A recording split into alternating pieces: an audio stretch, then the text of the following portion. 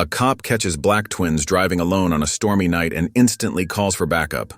Their matching names, nervous demeanor, and vague answers spark her suspicions. But what starts as a routine stop spirals into a life-altering journey. A crumpled letter, a fractured family, and a powerful story of forgiveness and redemption unravel as secrets from the past resurface. Who are these boys? Why are they on this mysterious mission? And what will happen when the storm clears? This is a story of prejudice, family, and the courage to heal wounds that run generations deep. Don't miss this unforgettable tale of reconciliation and hope. Before we get into the story, comment below where in the world you are watching from today. The windshield wipers squeaked back and forth, fighting against the relentless downpour that had been battering the small town since sunset. Officer Martha Givens adjusted her grip on the steering wheel, her experienced hands steady despite the treacherous conditions. After 38 years on the force, she knew every street and alley of this suburban landscape like the wrinkles on her own face. Even in weather like this, she could navigate the town's maze of neighborhoods with her eyes closed, though she'd never risk such foolishness. Lightning flashed in the distance, illuminating the empty streets and casting stark shadows against the darkened houses. Martha checked her watch. 9:45 p.m. Just a couple more hours until her shift ended. These days, most of her patrols consisted of routine traffic stops and settling noise complaints from weekend parties that got too rowdy. Not that she minded. At 62, she'd seen enough excitement to last a lifetime, and quiet nights gave her time to think. 2 more months, she muttered to herself, thinking about her upcoming retirement. The thought brought both relief and a hint of sadness that caught in her throat. This job had been her whole life, her identity wrapped up in the badge and uniform she wore with pride. But lately, something felt different. Maybe it was age, or maybe it was wisdom, but she'd started questioning things she'd once taken for granted, wondering if she'd done enough to make a real difference. The rain drummed harder against the roof of her patrol car as she turned onto Maple Street, where the streetlights cast weak, yellow circles on the wet pavement. Through the curtain of rain, she spotted something unusual: a dark sedan creeping along at barely 15 miles per hour, its hazard lights blinking weakly in the darkness like distress signals. Martha straightened in her seat, her instincts kicking in as sharply as they had on her first day of patrol. She followed the car for a moment, observing its erratic movement. The vehicle would speed up slightly, then slow down again, as if the driver was searching for something but couldn't quite find it in the storm. The behavior set off warning bells in her mind. Either someone was lost, or up to no good. She flipped on her lights. The sedan immediately pulled over, almost too quickly, tires splashing through a puddle. Martha called in her location to dispatch before stepping out into the rain, her boots squelching on the wet asphalt. Water immediately soaked through her uniform jacket as she approached the driver's side, her flashlight beam cutting through the darkness like a knife. 2 young faces peered back at her through the rain-streaked window.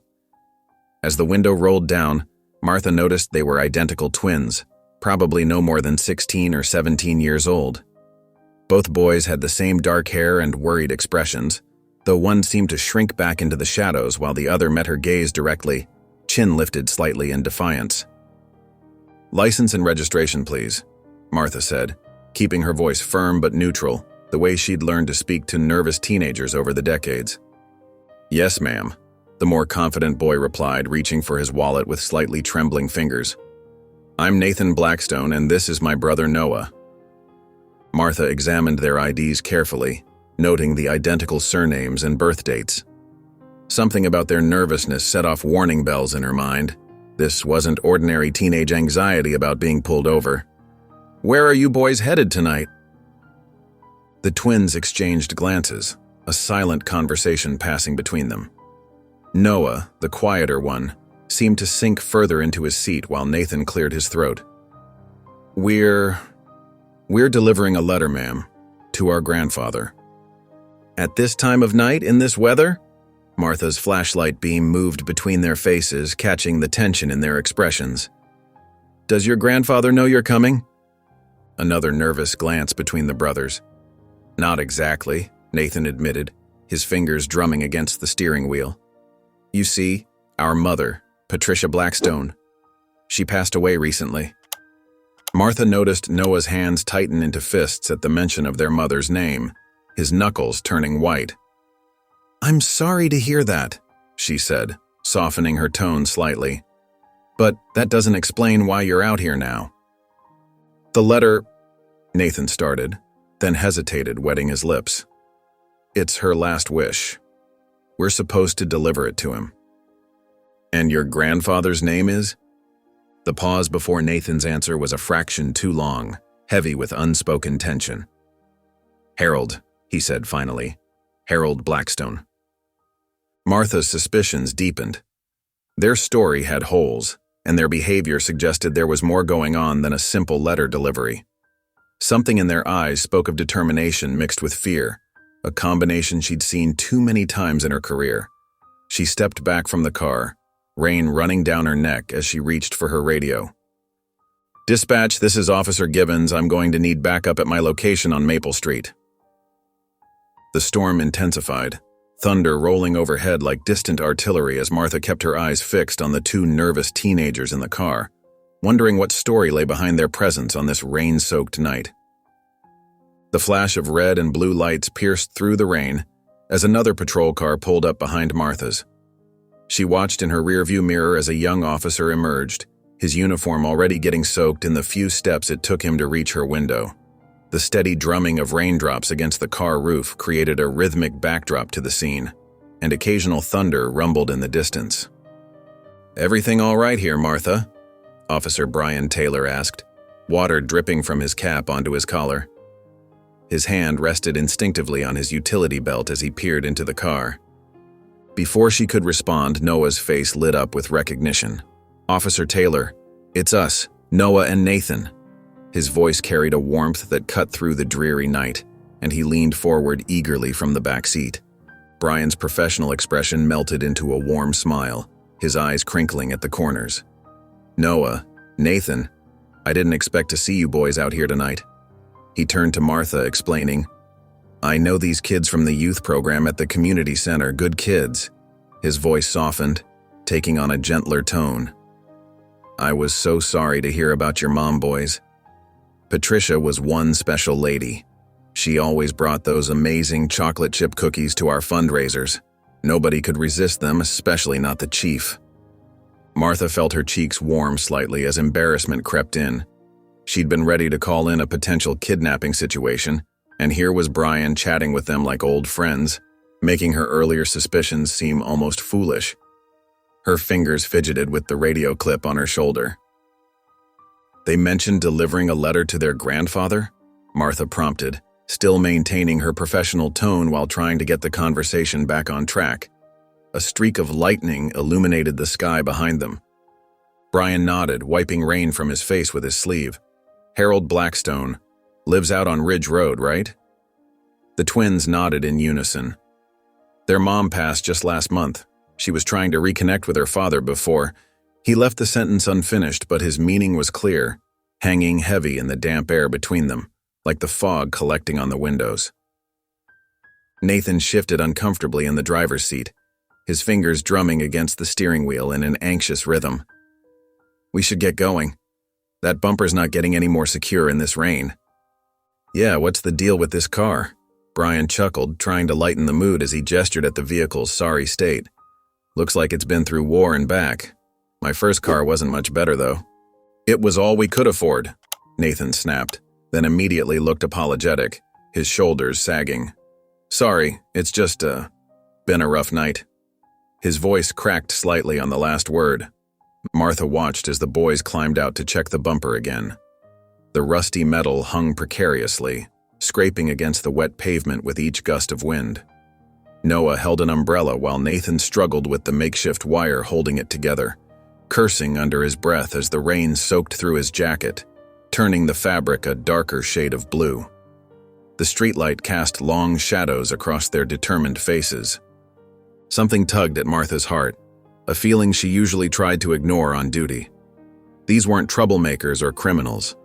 They were just two kids trying to honor their mother's last wish in the only way they could, fighting against both the weather and their own fears.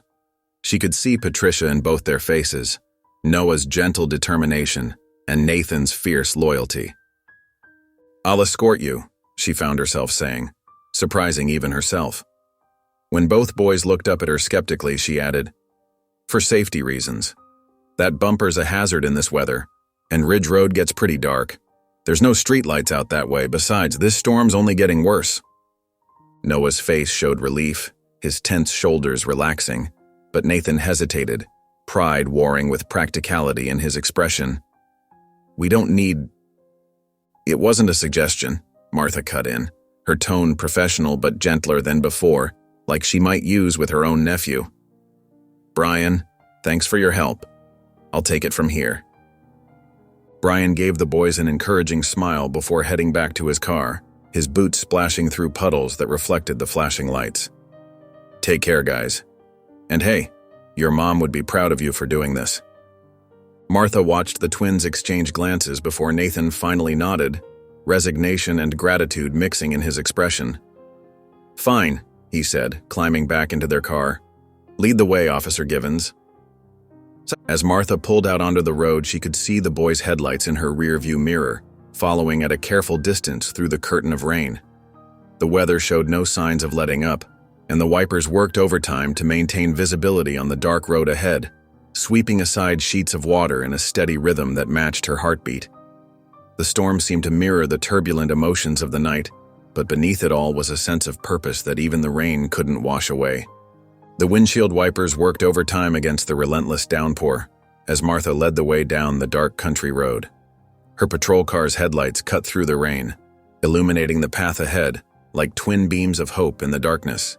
Every few seconds, she checked her rearview mirror, watching the boys' beat-up sedan weave slightly from side to side, its rusty frame barely visible through the sheets of rain.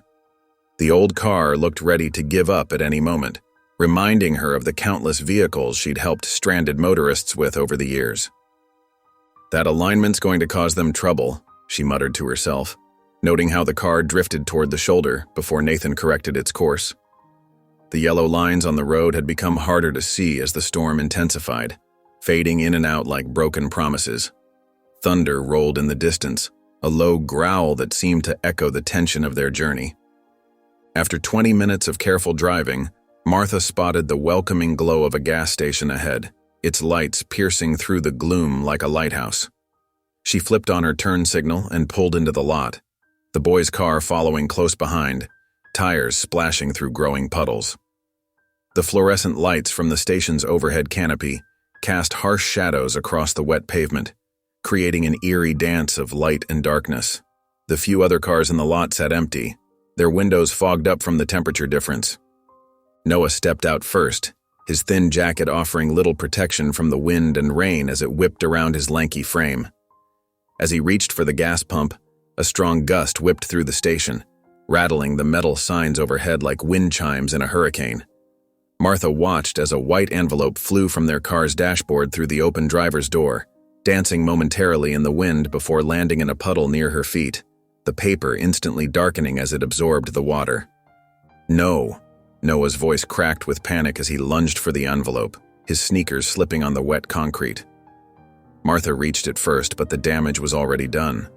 The paper had soaked through, the blue ink bleeding into illegible swirls and smudges, their mother's final words dissolving before their eyes like sugar in hot coffee.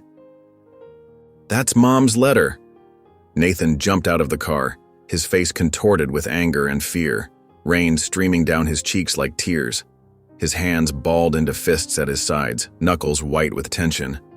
That was her last message to our grandfather. Martha held the dripping envelope carefully, feeling the weight of responsibility settle on her shoulders like a heavy cloak. The paper felt fragile between her fingers, ready to tear at the slightest movement. "I'm so sorry, boys. But maybe—" "This is your fault." Nathan's voice rose above the sound of rain hitting metal, raw emotion making it crack. His eyes blazed with accusation as he stepped toward her. "If you hadn't delayed us with all your questions, if you hadn't insisted on escorting us—" "Nathan, stop." Noah placed a steady hand on his brother's shoulder, though Martha could see his own hands trembling like leaves in the storm. His gentle touch seemed to drain some of the fight from his twin. Getting angry won't fix this. Martha stepped closer to the boys, keeping her voice calm and steady despite the chaos around them. The rain pelted her uniform, each drop a reminder of her years of experience dealing with crisis situations. Listen to me. Your grandfather will understand if you explain things in person. Sometimes words spoken from the heart mean more than words on paper. Noah's shoulders slumped, defeat written across his young face. Water dripped from his dark hair, running down his neck. You don't know our grandfather, he said quietly, his words nearly lost in the drumming rain. He hasn't spoken to us in years. Mom's letter was supposed to... He trailed off, looking lost in memories of better days. How's he supposed to believe us now? Nathan kicked at the wet ground, sending water flying in an arc that caught the fluorescent light. He'll think we made it all up. He'll slam the door in our faces just like he did to Mom. Martha watched the boys, one seething with frustrated anger, the other trying to maintain composure while clearly falling apart inside. The rain continued to fall around them, mixing with the rainbow sheen of oil on the pavement, nature's cruel reminder of how quickly things could change. The letter in her hand felt like a symbol of all they'd lost and all they still hoped to gain. Let's get back on the road, Martha said finally, knowing there was nothing she could say to fix this situation. The boys trudged back to their car, shoulders hunched against both the rain and their disappointment. As they pulled back onto the highway, she felt unsettled by the weight of unspoken words hanging in the air between them, heavy as storm clouds. The boys' headlights followed behind her cruiser once again, but now Martha understood that their journey carried far more meaning than a simple letter delivery. There were layers here she hadn't yet uncovered, stories left untold in the rain-soaked darkness and wounds that ran deeper than any weather-damaged paper could reveal. Her hands tightened on the steering wheel as she silently promised herself to see this through, whatever that might mean. The steady patter of rain on the patrol car's roof accompanied Martha as she drove, her mind consumed by the weight of unspoken questions. Glancing in the rearview mirror, she studied the twins' faces, illuminated by the passing streetlights. The earlier panic over the ruined letter had given way to a palpable silence that seemed to press against the windows like a physical force. The wipers squeaked rhythmically against the glass, marking time like a metronome. "Tell me about your mother, Patricia," Martha said softly, adjusting the radio's volume to create a more intimate atmosphere. The gentle hum of classical music faded to a whisper, barely audible beneath the drumming rain. Noah shifted in his seat, his voice quiet yet clear as he spoke. Mom was the kindest person you'd ever meet. Even though she worked 2 jobs most of our lives, she never complained and always had a smile for us. She'd come home exhausted but still made time to help with homework or listen to our stories. Sometimes she'd fall asleep right there at the kitchen table, but she never gave up trying. She loved taking pictures, Nathan added unexpectedly, his usual edge softened by the memory. She had this old camera she carried everywhere, said every moment was worth keeping, even the hard ones. The walls of our apartment were covered with her photos, birthdays, school plays, even just regular days when we were goofing around. Noah nodded, pausing briefly before continuing. She met our dad in college. They fell in love, but he trailed off, glancing at his brother, his hand fidgeting with the hem of his jacket, twisting the fabric between his fingers. But our grandfather couldn't handle his precious daughter marrying a black man, Nathan cut in, bitterness seeping into his words. He threw her out, told her not to come back unless she came to her senses. Mom cried for days, but she never backed down. She chose love over hate even when it cost her everything. Martha's grip tightened on the steering wheel as the story stirred up uncomfortable memories of her own childhood in Alabama, of hushed conversations and disapproving looks. The familiar guilt settled in her stomach like a stone, heavy with the weight of years of silence. Mom never spoke badly about him, though, Noah said quickly, reaching out to touch his brother's arm. She kept his picture on our mantel and told us stories about when she was little, like how he taught her to fish and took her camping. She'd get this faraway look in her eyes when she talked about those times. Sometimes I'd catch her looking at that photo late at night, when she thought we were sleeping. Fat lot of good those memories did her, Nathan muttered, his voice cracking slightly. Where was he when she got sick? When she needed help with the bills? When she was working herself to death just to keep food on the table? All those precious memories didn't pay for her medicine or put clothes on our backs. She wanted us to forgive him, Noah insisted. Remember what she always said? Hate's too heavy a burden to carry. She'd say it even on her worst days when the pain was really bad. Even when she could barely speak, she'd remind us about forgiveness. Martha thought about her own father, how he had clung to his prejudices until the very end. She had never challenged him, telling herself it wasn't her place. Now, listening to these boys, she wondered if her silence had made her complicit in perpetuating such harmful attitudes. The weight of those unspoken words still haunted her, echoing in her mind like distant thunder. "If he shuts that door in our faces," Nathan declared, "if he disrespects Mom's memory one more time, then we'll deal with it," Noah interrupted firmly. "Together, like Mom taught us, we owe her that much. She never gave up on the possibility of healing, and neither should we." As they turned onto a narrow road lined with ancient oak trees, the rain began to ease, droplets sliding down the windshield in silvery trails. The gnarled branches stretched overhead like grasping fingers, their shadows dancing across the wet pavement. In the distance, a large house emerged from the mist, its windows dark save for a single light burning on the ground floor, a lonely beacon in the gloom. The old magnolia in the front yard stood sentinel, its leaves glistening with moisture. Martha felt the tension radiating from the boys as they approached the imposing structure. Noah sat perfectly still, his hands folded in his lap, while Nathan bounced his knee nervously, his reflection ghost-like in the passenger window. The weathered brick facade and steep roof of the house loomed larger with each passing second, cutting an intimidating figure against the cloudy night sky. Years of neglect showed in the overgrown bushes and peeling paint around the windows, telling its own story of absence and regret. The rain had slowed to a gentle patter as Martha's patrol car pulled up to the iron gates of the Blackstone estate. Behind her, the twins' beat-up sedan sputtered to a stop, its headlights illuminating the weathered "No Trespassing" sign hanging crookedly on the gate. The metal hinges creaked in the wind, a mournful sound that seemed to echo the heaviness in their hearts. A flash of lightning briefly illuminated the clouds above, followed by distant thunder that rumbled across the darkening sky. The property stretched out before them, a shadow of its former grandeur.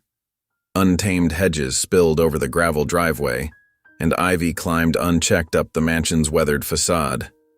A single porch light cast an unsteady glow, its yellow beam flickering like a nervous pulse. Dead leaves skittered across the overgrown lawn, dancing in the evening breeze. Here and there, broken branches from recent storms littered the ground, testament to years of neglect.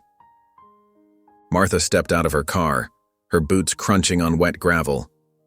Her trained eye took in every detail: the peeling paint, the shutters hanging at odd angles, the general air of neglect that suggested a man who'd withdrawn from the world.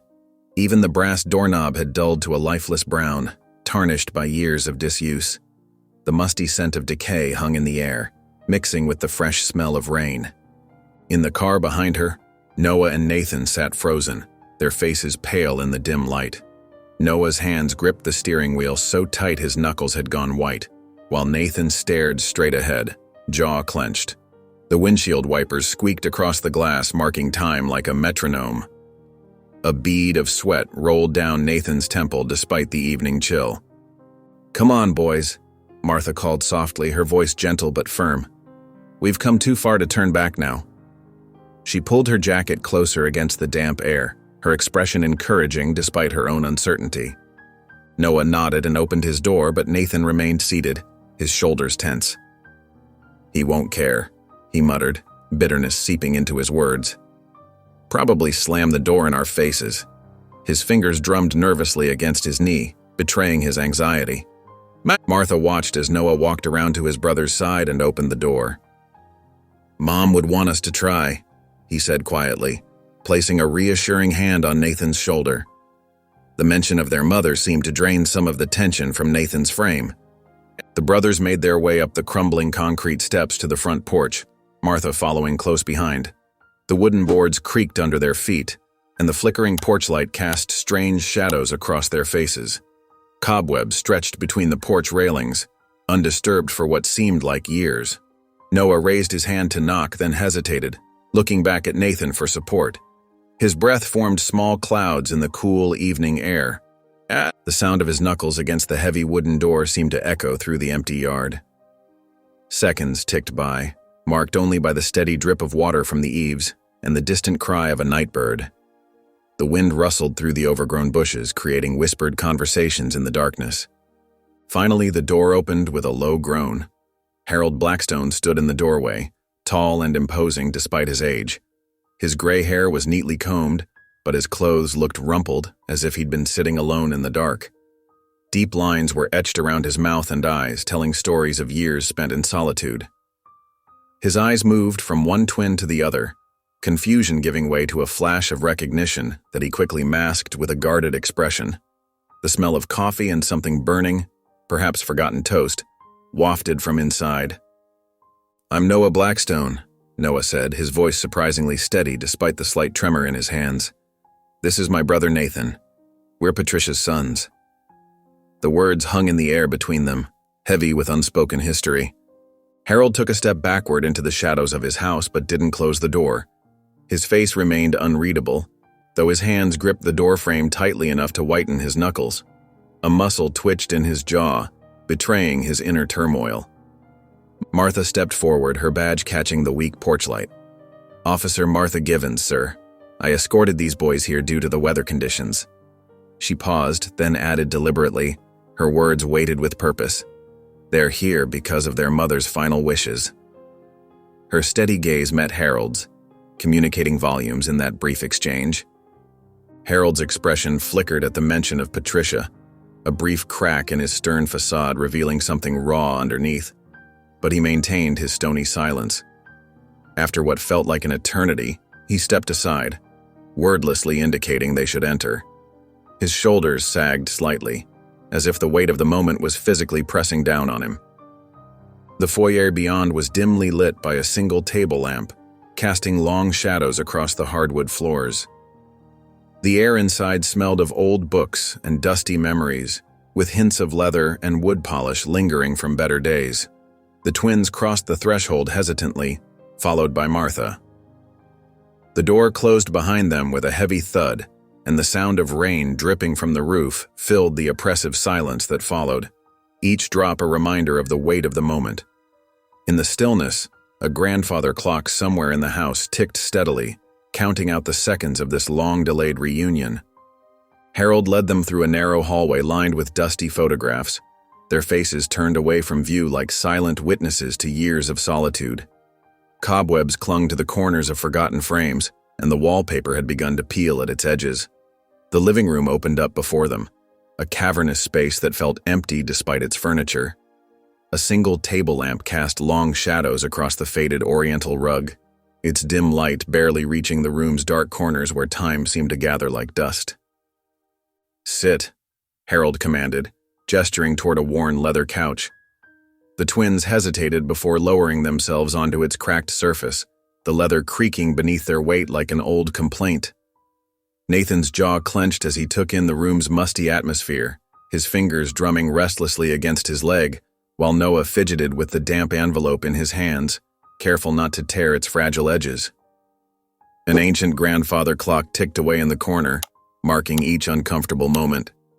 Harold remained standing, his tall frame rigid as he positioned himself near the cold fireplace, one hand gripping the mantel so tight his knuckles whitened.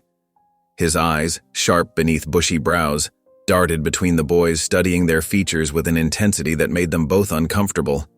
The resemblance to their mother must have been like a punch to his gut. "Where's your father in all this?" he asked, his tone clipped and accusatory, like a prosecutor building a case. Nathan's shoulders tensed. "He passed away 3 years ago," he shot back, matching Harold's coldness. "But that's not why we're here." His voice carried an edge of barely contained anger, a storm brewing beneath the surface. "Then why are you here?" Harold's gaze flickered to Martha, who stood quietly observing from near the doorway, her hands clasped in front of her, steady as always. "And why did you need a police escort?" The question hung heavy in the air, thick with suspicion and old hurts. Noah leaned forward, his voice gentle, trying to bridge the growing divide. Mom wanted us to come. Before she... He swallowed hard, emotion catching in his throat like thorns. She always talked about wanting to make things right with you. His fingers traced the envelope's damp edges as if seeking comfort in its texture. Harold's expression hardened, lines deepening around his mouth like trenches. Did she now?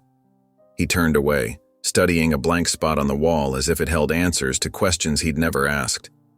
And what about her choices? The way she turned her back on everything I taught her. Bitterness dripped from every word, years of resentment coating each syllable. She didn't turn her back on anything. Nathan started to rise, but Noah grabbed his arm, his fingers digging into his brother's sleeve. The leather couch groaned beneath their shifting weight. Mom loved you, Noah interjected quickly, his voice steady despite his racing heart. She kept every photo, every letter from before. She told us stories about... The letter. Harold cut him off, pointing to the soggy envelope with a trembling finger. You mentioned a letter. What does it say? A hint of vulnerability cracked through his stern facade. Martha stepped forward, her calm voice filling the tense space like a soothing balm. The rain damaged it, Mr. Blackstone, but perhaps that's for the best. Instead of focusing on words on paper, maybe you could listen to what your grandsons have to say. They've come a long way. Her words carried the weight of experience and understanding. Harold's shoulders stiffened like steel. I didn't ask them to come. His eyes swept over the twins, lingering on their faces before quickly looking away, as if burned by the resemblance they bore to their mother. Patricia made her choice years ago. She knew what it meant. His voice wavered slightly on his daughter's name. What it meant? Nathan's voice rose, echoing off the walls. You mean when she fell in love? When she decided to be happy instead of... Nathan, Noah warned, squeezing his brother's arm harder, feeling the tension in his muscles like coiled springs. Martha moved closer to the group, her presence steady and grounding like an anchor in rough seas. Mr. Blackstone, these boys have lost both their parents. They're here because their mother believed in forgiveness, in family. Maybe it's time to put the past aside. Her words hung in the air like a bridge waiting to be crossed. Harold's face clouded over like a gathering storm. Without a word, he turned and strode from the room, his footsteps heavy on the hardwood floor. The sound of his study door slamming echoed through the house like a gunshot, making the twins flinch. The twins exchanged uncertain glances in the heavy silence that followed. Noah's shoulders slumped in defeat, while Nathan's hands balled into fists on his knees, knuckles white with tension. The rain continued its gentle patter against the windows, marking time in the uncomfortable stillness, nature's quiet witness to the family's pain. Somewhere in the house, the grandfather clock chimed once, a lonely sound in the emptiness. The living room felt smaller now, crowded with hurt and anger that seemed to press against the walls. Nathan stalked back and forth across the worn carpet, his footsteps heavy with frustration, hands clenching and unclenching at his sides. Noah sat perched on the edge of the couch, watching his brother with worried eyes, his fingers nervously picking at a loose thread on his sleeve. Nathan, please sit down, Noah pleaded softly, his voice barely above a whisper. Getting worked up won't help anyone, especially not you. How can you be so calm? Nathan spun around, his voice rising to match his flushed face. After everything he did to Mom? After all those years? Martha stood near the doorway, her hand resting on her belt as she considered her next move. Her decades on the force had taught her how to read a room, and years of handling tense situations told her to intervene, but something held her back. Sometimes people needed to let their feelings out, needed to drain the poison from old wounds. He abandoned her. Nathan's words exploded into the quiet room, bouncing off the faded wallpaper. Left her all alone when she needed him the most. What kind of father does that to his own daughter? What kind of man? Heavy footsteps in the hallway announced Harold's return, each step like a thunderclap. He stood in the doorway, his face dark with anger, jaw clenched tight enough to crack teeth. You don't know what you're talking about, boy. You weren't there. I know exactly what I'm talking about, Nathan shot back, taking a step closer. Mom worked 2 jobs to support us. She'd come home so tired she could barely stand. Where were you when she needed help? When we needed you?" Harold's fingers curled into fists at his sides, knuckles turning white with strain. "Your mother made her choice. She knew exactly what would happen if she went against my wishes. She chose to throw away everything our family stood for, everything we'd built." "Because she fell in love?" Noah stood up, his quiet voice somehow cutting through the tension like a knife through butter. "That's what destroyed this family? Love? She could have married anyone else." Harold's voice boomed through the room, making the family photos on the wall tremble. "But she had to pick him. Had to ignore what people would say, how it would affect our standing in the community. My own friends stopped talking to me, turned their backs on me." "So your reputation mattered more than your daughter?" Nathan's laugh was bitter, filled with years of hurt. "More than your own grandchildren? More than family?" Martha stepped forward, sensing the situation spiraling. "Gentlemen, this isn't helping anyone. We need to—" "Stay out of this," Harold snapped, pointing a shaking finger at her. "This is family business. Our business." "Family?" Nathan's voice cracked like thin ice. "You don't know the meaning of the word. Mom never stopped loving you, never stopped hoping you'd come around. Even when she was dying, she believed in you. Believed you'd change." Harold turned away sharply, but not before Martha caught the flash of pain in his eyes, the momentary crack in his armor. "She made her choice," he repeated, but his voice had lost some of its force, trailing off like a dying wind. "And you made yours," Noah said quietly, his words carrying the weight of 2 decades of absence. "But Mom still wanted us to try, to give you a chance to be our grandfather. That was her last wish." Harold's shoulders stiffened as if he'd been struck. Without another word, he strode from the room, leaving behind a silence heavy with unspoken words and buried grief, his footsteps fading down the hall like distant thunder. Nathan sank onto the couch, his anger seeming to deflate, leaving him looking smaller and tired. Noah placed a gentle hand on his brother's shoulder while Martha watched, feeling helpless in the face of such deep-rooted pain, such old hurts. The rain continued its steady rhythm against the windows, filling the empty space left by Harold's departure with its soft, persistent drumming, nature's own lament for a family torn apart. Martha found Harold in the dimly lit kitchen, his weathered hands wrapped around a glass of whiskey. The rain had finally stopped, leaving behind a heavy silence broken only by the occasional drip from the gutters outside and the distant hum of crickets beginning their nightly chorus. She paused in the doorway, noting how his shoulders slumped forward, his usual rigid posture softened by exhaustion and alcohol. The kitchen clock ticked steadily, marking each moment of silence between them. "Mind if I join you?" she asked quietly, her voice barely disturbing the stillness of the room. Harold gestured vaguely to the chair across from him, not looking up. The wooden legs scraped softly against the floor as Martha settled into the seat, taking her time to gather her thoughts. The old chair creaked beneath her weight, a familiar sound in the aging house. "You know," she began, her voice gentle but firm, "I grew up in a small town in Georgia, the kind of place where everyone knew their place, and nobody questioned why things were the way they were, where tradition was law and change was treated like a disease." Harold's eyes flickered up briefly, then back to his glass, the amber liquid catching the dim light. "My daddy was the police chief," Martha continued, running her finger along the wooden table's grain, tracing years of history carved into its surface. "He had very specific ideas about how things should be, who should marry who, which families belonged where." She paused, letting out a heavy sigh that seemed to carry the weight of decades. "I watched good people get hurt because of those ideas, and for too long I stayed quiet, thinking that's just how things had to be." "Different times," Harold mumbled, but his voice lacked conviction, sounding hollow even to his own ears. "Maybe so. But the pain we caused, that's still fresh for the people who lived through it. Time doesn't heal all wounds, especially the ones we never acknowledge." Martha leaned forward slightly, her elbows resting on the table. I had a cousin who married someone Daddy didn't approve of. I stood by and watched him cut her off completely. Didn't even attend her wedding. The look in her eyes that day still haunts me. Harold's hand tightened around his glass, knuckles whitening. It's not the same thing. Isn't it? Martha's voice remained gentle, like someone soothing a spooked animal. I regret not standing up to him, not telling him he was wrong.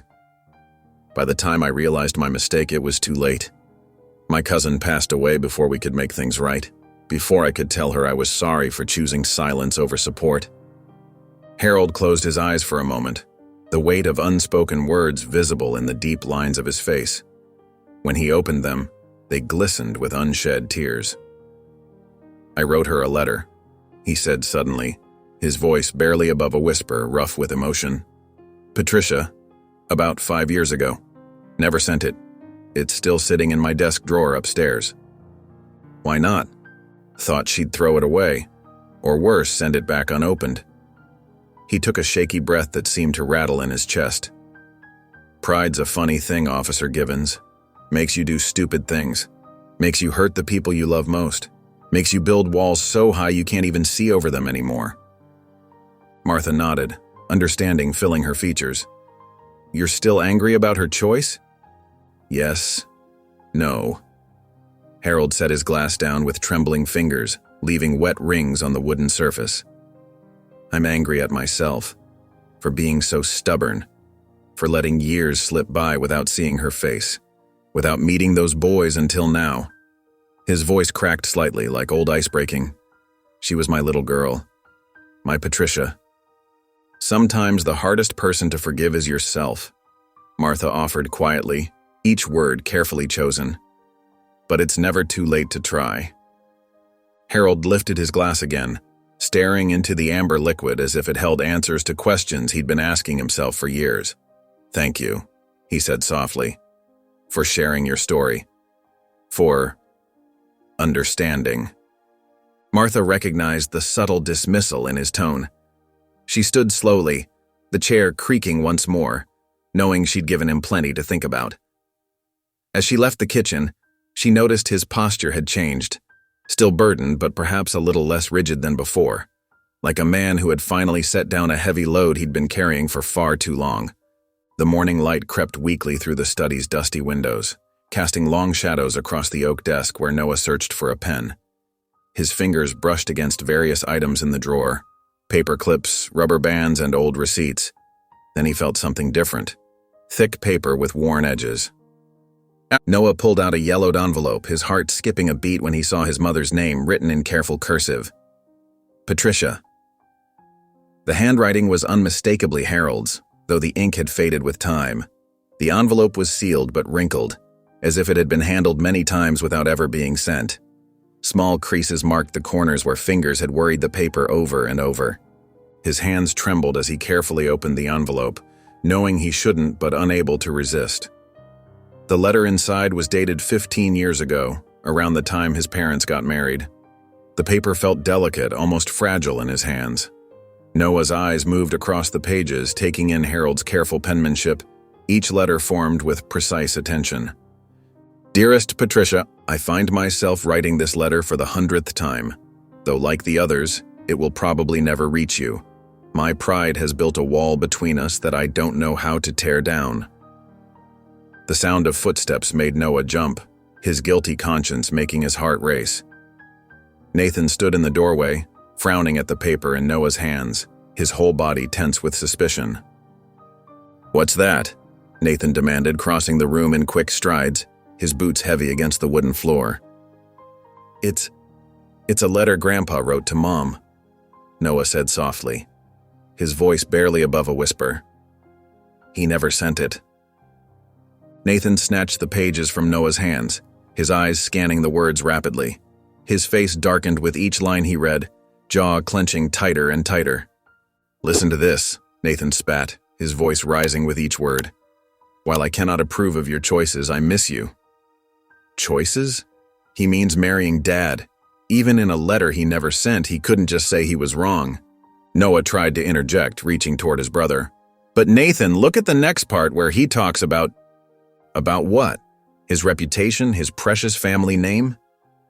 Nathan's voice echoed through the study, bouncing off the book-lined walls.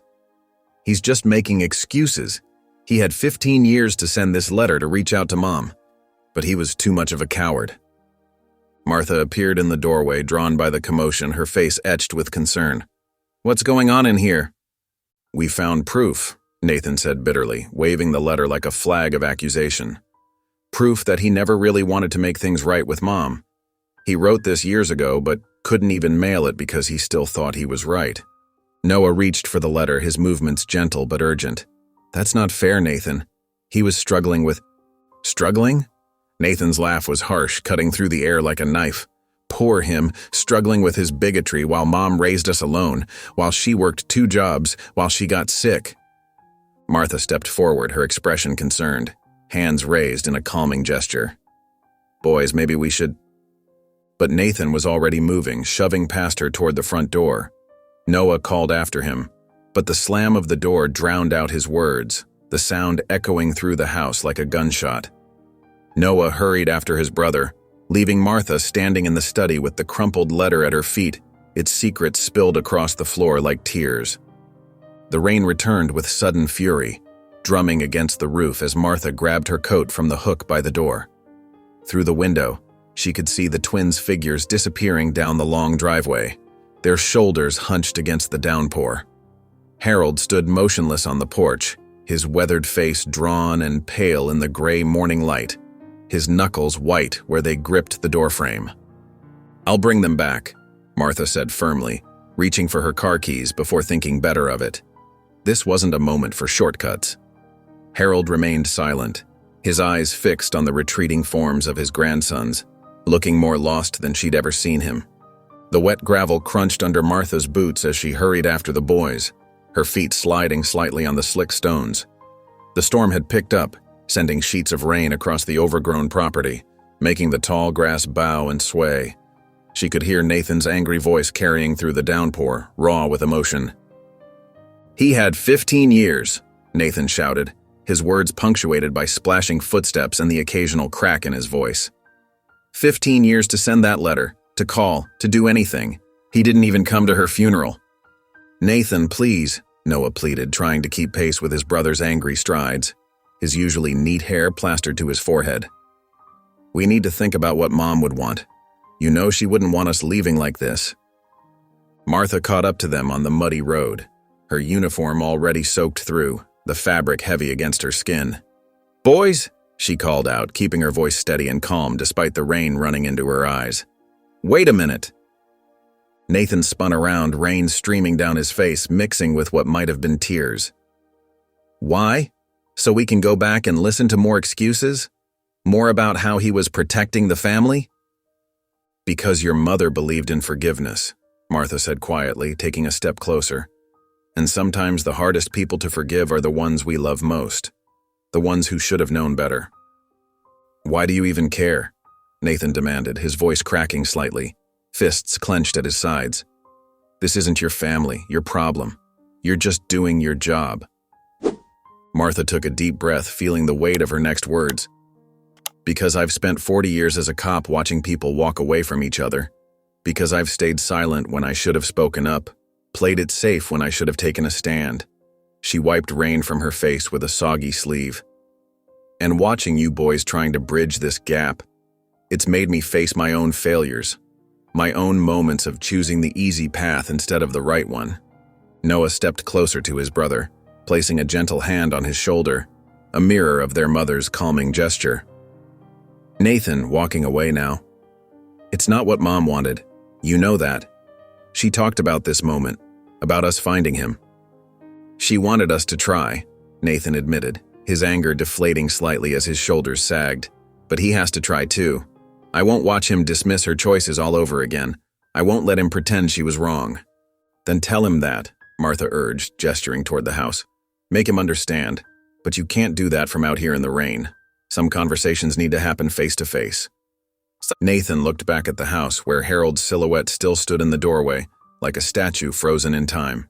His shoulders slumped slightly, resignation replacing rage. Fine, he said at last, running a hand through his dripping hair. But he needs to earn this. I'm not giving him a free pass just because Mom wanted peace. She deserved better than that. Together, they turned back toward the house, their shoes squelching in the mud, creating a chorus of wet footsteps. Harold watched their approach, his expression uncertain, hands gripping the doorframe as if for support, as if he might fall without it. The rain continued to pour, but Martha felt a small spark of hope as they walked. Sometimes the hardest journeys started with simply turning around and taking that first step back. And sometimes, she thought, watching the twins draw closer to their grandfather's house, the rain could wash away more than just footprints in the mud. The living room felt heavy with anticipation as Martha handed Harold the weathered envelope. Her stern gaze met his uncertain one, conveying without words that this moment couldn't be avoided. The twins sat rigid on the worn leather sofa, their clothes still damp from the rain, leaving dark patches on the fabric. Nathan's jaw was set tight, while Noah's hands fidgeted restlessly in his lap, picking at a loose thread on his jeans. Harold stood frozen, letter trembling slightly in his grip, the paper making a soft rustling sound in the quiet room. After what seemed like an eternity, he lowered himself into the old armchair across from the boys. The leather creaked under his weight as he carefully opened the envelope, his weathered fingers fumbling with the seal. "Dear Patricia," he began, his voice rough with emotion. He cleared his throat and continued, running one hand across his forehead. "I've written this letter 100 times in my head, but the words never seem right on paper." He paused, drawing a shaky breath that seemed to rattle in his chest. Martha noticed his knuckles whitening as he gripped the paper tighter, the edges beginning to crinkle under his fingers. "I was wrong," Harold read, his voice catching. "Wrong about so many things. Every time I saw a happy young family, I thought of you. Every Christmas, every birthday." He stopped, swallowing hard, his Adam's apple bobbing with the effort. Noah leaned forward slightly, his eyes fixed on his grandfather, hands clasped together so tightly his knuckles showed white.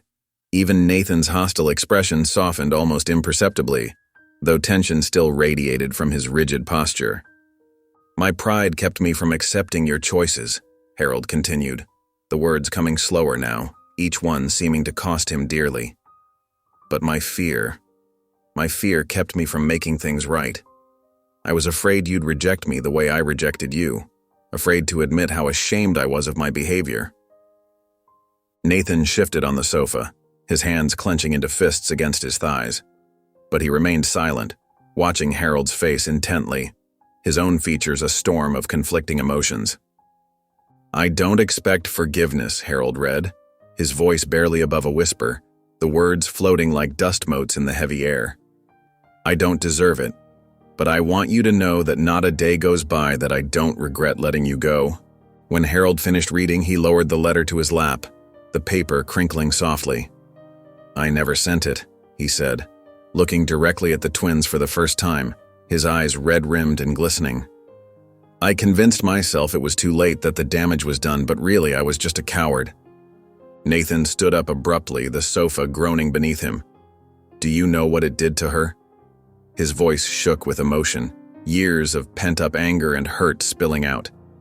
"Every holiday, every milestone, she'd check the mail hoping to hear from you. She never stopped believing you'd come around." "Nathan," Noah started, reaching for his brother's arm, but Nathan pulled away as he continued. "She defended you," Nathan said, his words sharp as broken glass.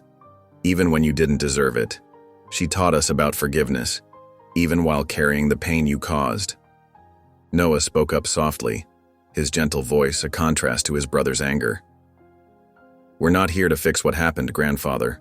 Mom knew that wasn't possible, but she believed there could be a path forward if we were willing to try." Martha watched as Harold's shoulders slumped, the careful walls he'd built beginning to crumble beneath the weight of truth. The room fell into silence, broken only by the steady patter of rain against the windows and the occasional distant rumble of thunder. Each person sat lost in their own thoughts, the weight of decades of hurt and hope hanging between them like invisible threads, waiting to be either severed or rewoven into something new. The morning sun streamed through the kitchen windows, casting warm, golden squares of light across the worn linoleum floor. Harold stood at the stove, his movements careful and measured as he flipped the pancakes with precision, determined not to mess up this important breakfast. The familiar aroma of freshly brewed coffee mingled with the sweet scent of maple syrup, filling the air with a comforting, homey atmosphere. Harold glanced over his shoulder, his gruff voice softer than the day before as he addressed the boys. "I hope you two are hungry?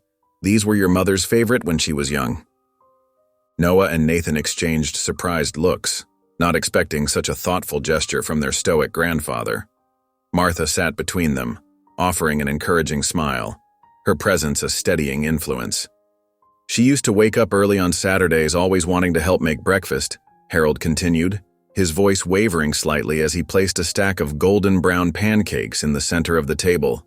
He poured the coffee, the steam rising in delicate wisps from the mismatched mugs. Nathan studied Harold's face, searching for any sign of insincerity, but found only sadness and regret etched in the older man's features. Noah reached for the pancakes first, breaking the palpable tension in the room. "Mom used to make us pancakes every Sunday," Noah shared quietly. "She'd always burn the first one." A ghost of a smile crossed Harold's face at the familiar memory. "She got that from me. Never could get that first one right." Harold sat down, his hands wrapped around the warm mug of coffee. "Your mother, she loved music too. Played the piano right there in the living room." He gestured toward the empty space now occupied by boxes and old newspapers. "We didn't know she played the piano," Noah said, leaning forward with newfound interest. "Classical mostly, but she'd sneak in some jazz when she thought I wasn't listening." Harold's eyes grew distant, lost in the bittersweet recollections. "She had quite the book collection too. Used to spend hours in the library downtown." Nathan pushed his pancakes around his plate, his voice reluctant as he admitted, "She read to us every night, even when we said we were too old for it." Harold nodded solemnly, swallowing hard. "Listen, boys, I know it's a lot to ask, but..." He glanced at Martha before continuing. "Would you consider staying here? For the summer, I mean. I'd like to get to know you both if you'll let me." Noah's face brightened with hope, but Nathan remained cautious. "I don't know," he said, his voice carefully guarded. "That's a big step." "It is," Martha agreed gently. "But sometimes the biggest steps are the most important ones. There's no rush to decide right now." Harold set down his coffee cup, his gaze earnest. "I know I have a lot to make up for. I'm not asking for immediate forgiveness. Just a chance." "Take time to think about it," Martha suggested, noting Nathan's conflicted expression. "Healing doesn't happen overnight." Harold turned to Martha, his eyes reflecting genuine gratitude. "Thank you, Officer Givens, for bringing them here, for making me face what I've been avoiding all these years." Later, as Martha prepared to leave, Harold walked her to the door. They stood on the porch, watching the sun's rays glint off the morning dew, the air filled with a sense of anticipation and hope. "Thank you," Harold said again, his voice barely above a whisper, conveying the depth of his appreciation for her intervention. Martha nodded, understanding the unspoken emotions that passed between them. Without another word, she walked to her patrol car, leaving the family to begin their journey of reconciliation. The morning sun cast long shadows across Harold's driveway as Martha gathered her belongings. Noah and Nathan helped load her patrol car, their movements deliberate and thoughtful. The events of the past day hung in the air like morning mist, both heavy and delicate. Harold stood on the weathered porch, his hands tucked into his pockets, watching the scene unfold with an expression that wavered between uncertainty and gratitude. The old wooden boards creaked beneath his feet, a familiar sound that somehow felt different today. "Thank you, Officer Givens," Noah said softly, his eyes bright with sincerity. "We wouldn't have made it this far without you." He shuffled his feet on the gravel, glancing back at Harold before adding, "You helped us understand things better."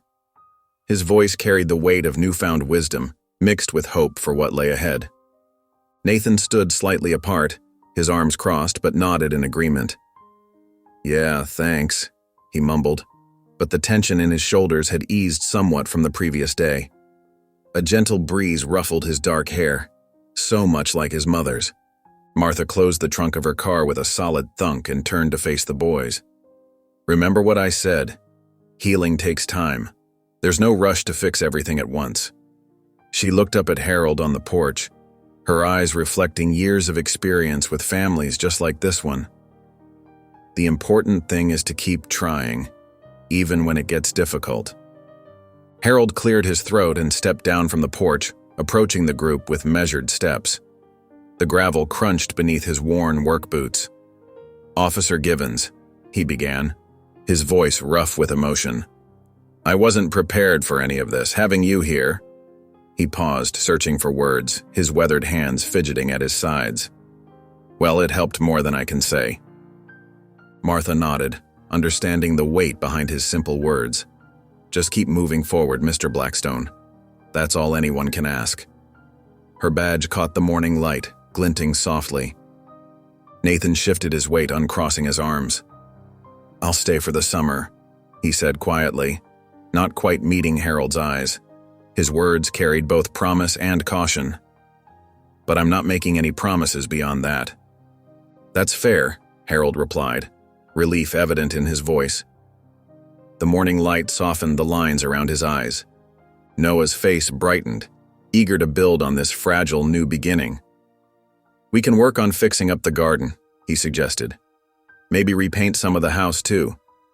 His enthusiasm was gentle but infectious, bringing a slight smile to even Nathan's face. Martha smiled at their tentative planning, seeing the seeds of reconciliation beginning to take root. "Those sound like good projects to start with." She opened her car door, then turned back to give each of the twins a warm hug. The embrace carried both professional care and genuine affection. "I'll check in before summer's end, see how you're all doing." The twins stepped back as Martha settled into her car. Through her windshield, she watched Harold awkwardly place a hand on each grandson's shoulder. A small gesture, but one that spoke volumes about his willingness to try. The morning sun highlighted the family resemblance between them, despite their differences. As she drove away, Martha glanced in her rearview mirror. The image of the three figures standing together in the morning light, their shadows stretching across the driveway, filled her with a quiet sense of accomplishment and hope. Behind them, the old house stood as a silent witness to this new chapter in their lives. Martha sat at her kitchen table, sunlight streaming through the window as she opened the envelope with her name written in neat handwriting.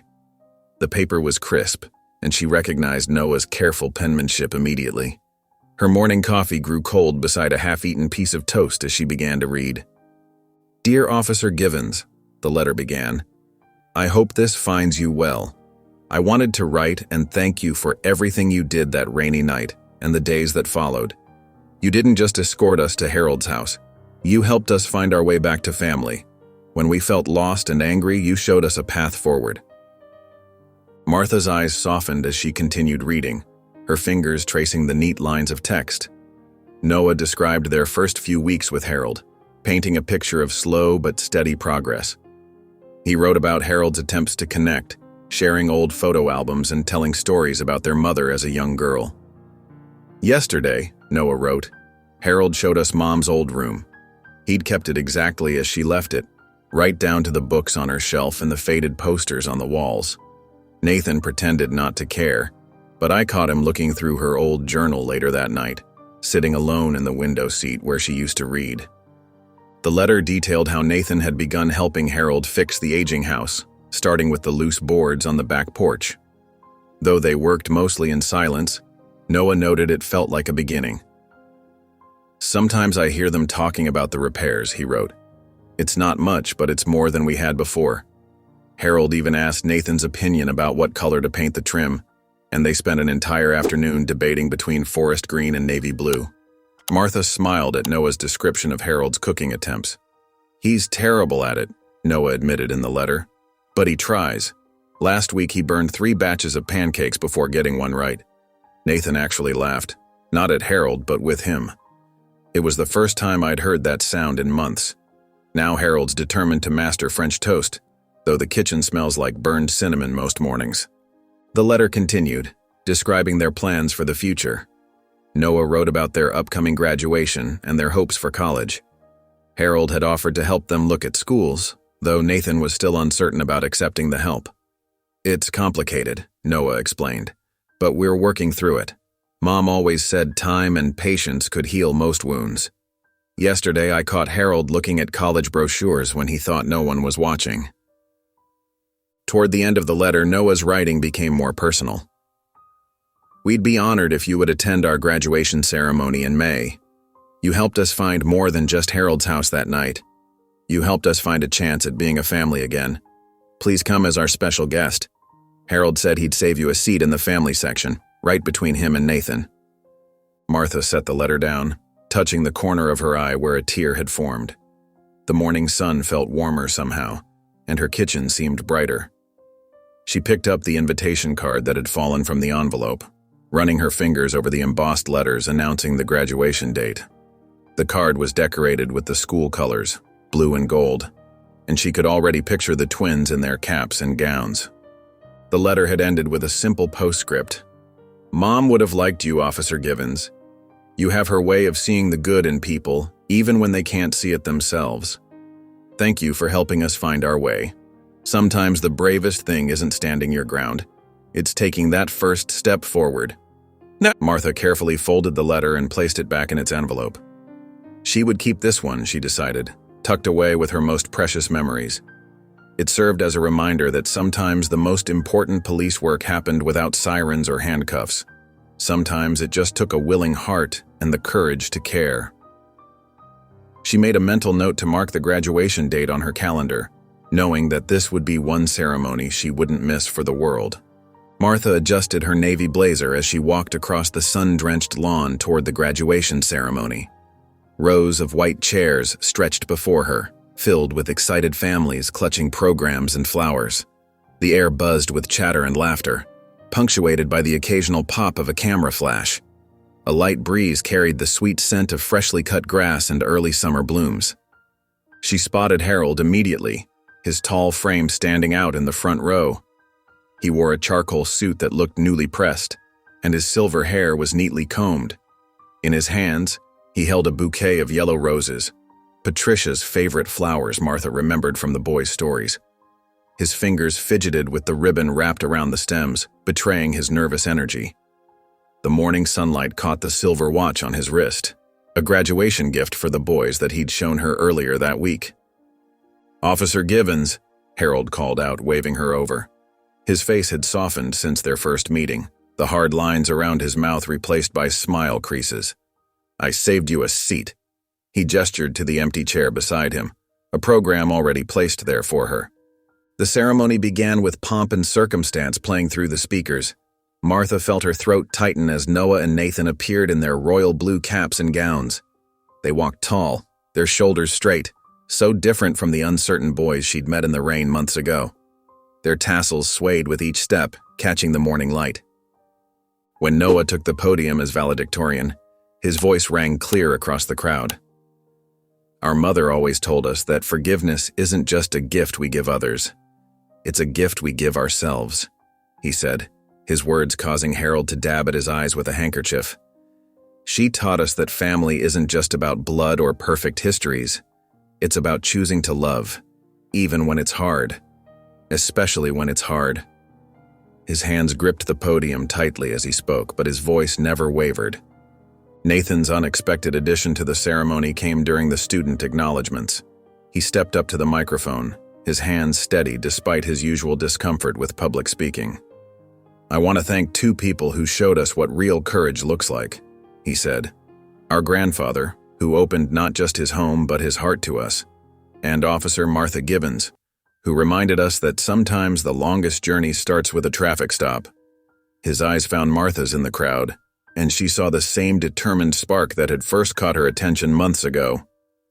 Quiet laughter rippled through the crowd, but Martha saw the depth of feeling in Nathan's eyes as he looked their way.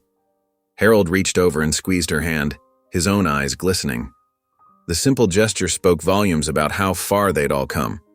After the graduates received their diplomas, Martha watched as Harold embraced both boys, the bouquet crushed between them.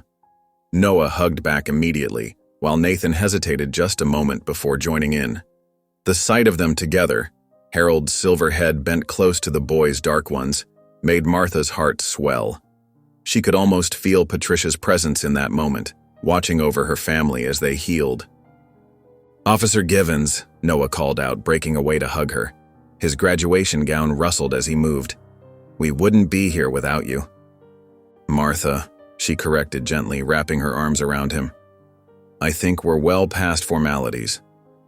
Nathan approached more slowly but hugged her just as tightly. "Thank you," he whispered, the words carrying the weight of all the changes they'd navigated together. His voice held none of the anger that had marked their early encounters. Around them, other graduates tossed their caps into the bright June sky. Martha watched the blue caps soar against the cloudless background, thinking about that rainy night that had started it all. The fear and suspicion that had clouded her judgment then seemed as distant as storm clouds on this sunny afternoon. She smiled, knowing that sometimes the best endings come from the most unexpected beginnings. Martha sat at her kitchen table, a blank notebook open before her. The morning sun streamed through her window, warming her face as she tapped her pen thoughtfully against the paper. The Blackstone family's journey had awakened something in her, a desire to create lasting change in her community. She'd seen too many families torn apart by prejudice during her years on the force, and it was time to do something about it. "Building bridges," she wrote at the top of the page, underlining it twice. Below, she began listing ideas for community workshops and discussion groups. Her police experience had shown her how deep the divides ran in their town, but the twins and Harold had proved that healing was possible. She jotted down notes about creating safe spaces for difficult conversations and training programs to help people recognize their own biases. 2 weeks later, Martha stood at the podium in the town hall, her proposal clutched in slightly trembling hands. The room was packed with familiar faces: teachers, religious leaders, business owners, and fellow officers. Her heart pounded, but she drew strength from remembering the transformation she'd witnessed in Harold. She took a deep breath and began sharing the Blackstone family's story, carefully protecting their privacy while highlighting the transformative power of understanding and forgiveness. "What I witnessed wasn't just a family reconciling," she explained, her voice growing stronger with each word. "It was proof that we can overcome our deepest biases when we choose to listen and learn from each other. Every person in this room has the power to make that choice." Heads nodded throughout the audience. Martha outlined her plan for regular community dialogues, mentorship programs, and training sessions for law enforcement.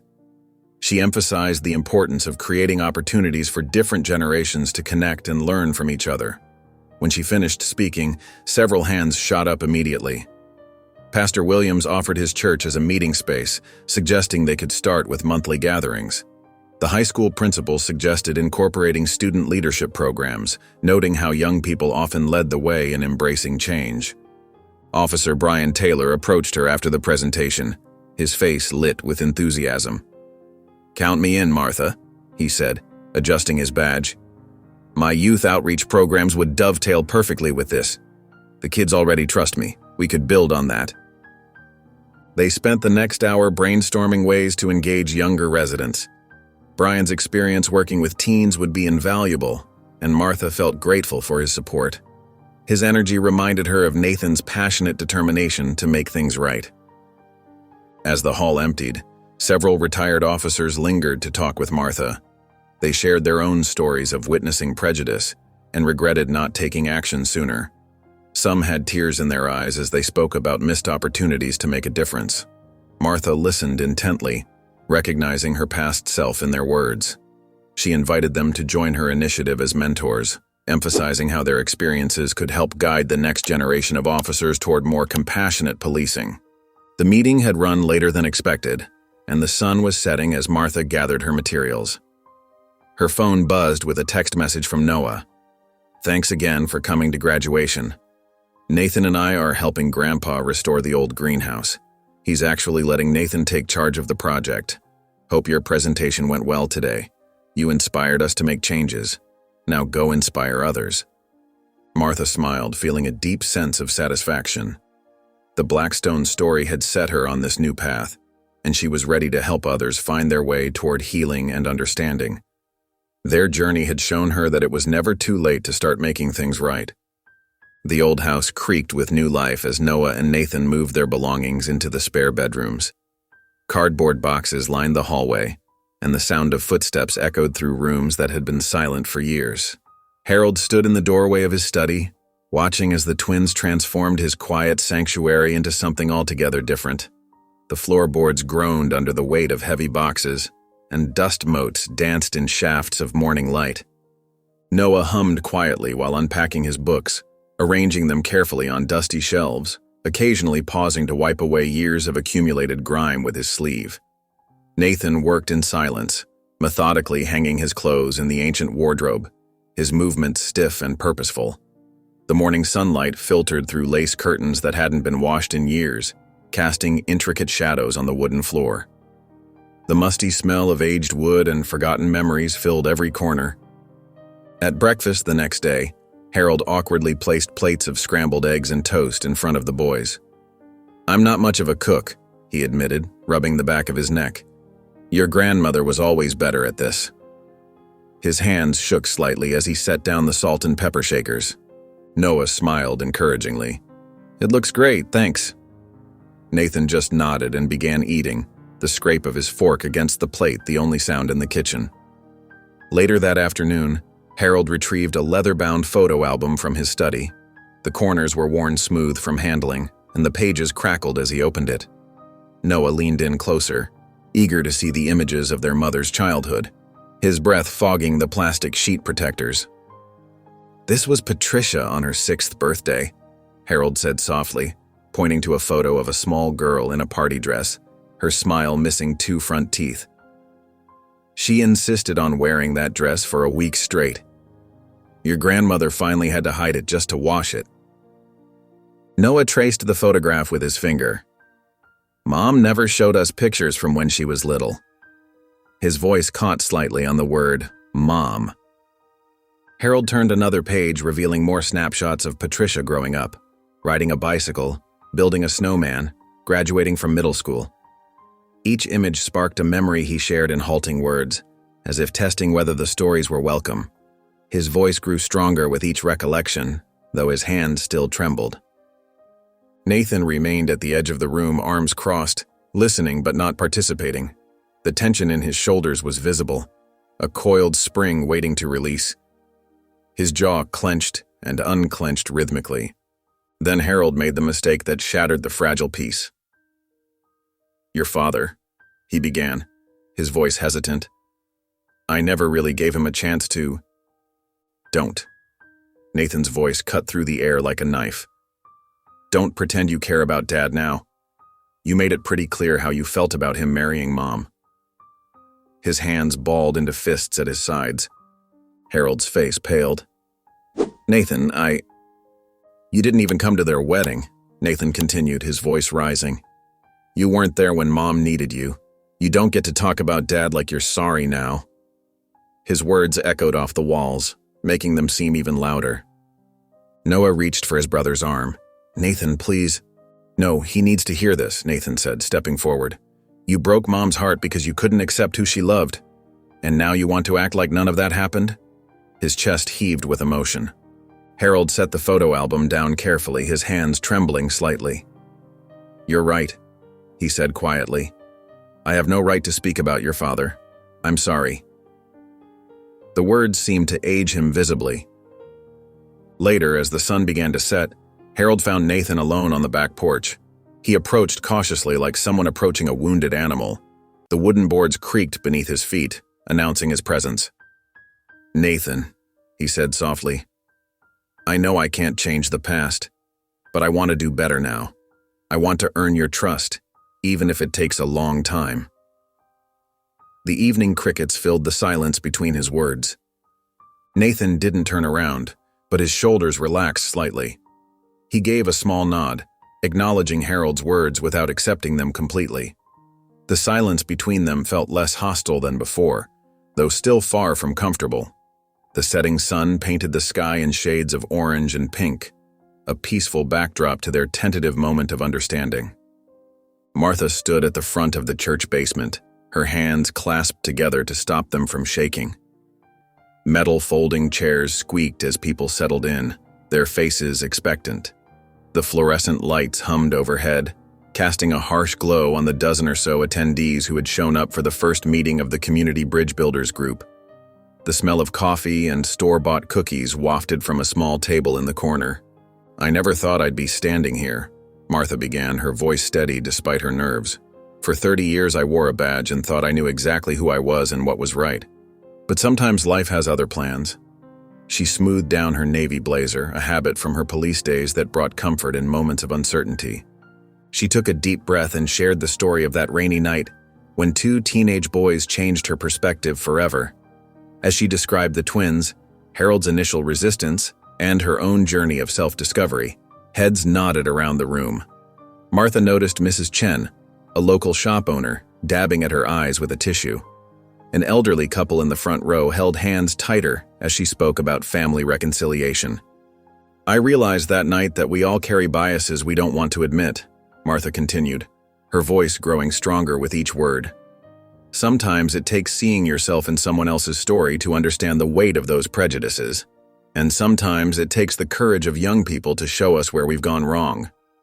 The silence in the room felt charged with emotion as Martha described the graduation ceremony and how the family had begun healing. When she finished, several hands shot up, eager faces leaning forward in their chairs. "My daughter hasn't spoken to me in 5 years," shared Robert, a gray-haired man in the back row, his voice cracking slightly.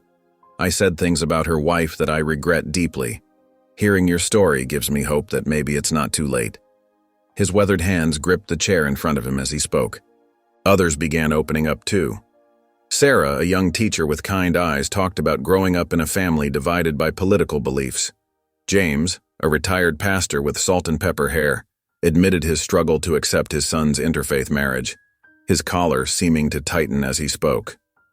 "What struck me most about your story," said Lisa, a community organizer wearing a bright yellow scarf, "is how one person's willingness to be vulnerable can create ripples of change. We should share this with more people. The whole town needs to hear this." The group enthusiastically embraced Lisa's suggestion to organize a town hall meeting. They spent the next hour planning logistics, with Martha agreeing to be the keynote speaker. People scribbled notes on donated notepads, their energy filling the basement with purpose. "We'll need to make sure everyone feels welcome," Martha emphasized, drawing from her experiences with Harold. "This isn't about pointing fingers. It's about building bridges. It's about creating the kind of community where understanding comes before judgment." As the meeting wound down, people lingered, exchanging phone numbers and sharing more personal stories. Martha watched them with a warm sense of satisfaction, remembering how isolated she had felt before meeting the Blackstone family. Small groups formed around the room, voices soft but animated with hope. "You've started something important here," Officer Brian Taylor said, having attended to show his support. His rookie enthusiasm reminded Martha of her early days on the force. "This is exactly what our community needs." Martha gathered her notes, feeling a surge of energy despite the late hour. The weight of her badge had been replaced by something lighter but equally meaningful, the chance to help others find their way toward healing and understanding. She smiled, thinking of how Harold would appreciate the irony of her new role. The church basement slowly emptied, chairs were stacked and coffee cups cleared away, but the energy of shared stories and new possibilities remained, promising more changes to come. Through the basement windows, Martha could see stars beginning to appear in the darkening sky, like pinpoints of hope in the gathering night. The attic was thick with dust, dancing in the afternoon sunlight that streamed through a small window.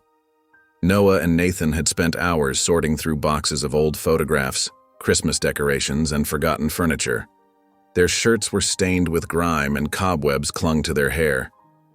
The musty smell of decades past filled their nostrils with each breath. "Hey, look at this," Noah called out, pulling an ornate wooden chest from behind a stack of boxes. The brass latch was tarnished but intact, and intricate carvings decorated its surface.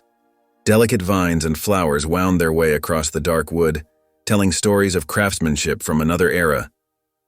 Nathan knelt beside him as Noah carefully opened the lid. Inside, beneath layers of yellowed tissue paper, lay a small leather-bound book with Patricia written in faded gold letters. The leather was soft and worn at the corners, evidence of frequent handling.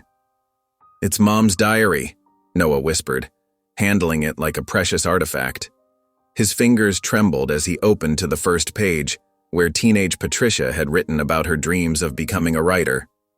The ink had faded to a warm brown, but her elegant handwriting remained clear. They carried the diary downstairs, finding Harold in his study. He looked up from his newspaper, his expression shifting from curiosity to recognition when he saw what they held. The afternoon light cast long shadows across his weathered face. "We found this in the attic," Noah explained softly, holding out the diary. "We thought you should see it." His voice carried a gentle weight of anticipation. Harold took the book with unsteady hands. He cleared his throat and began reading aloud.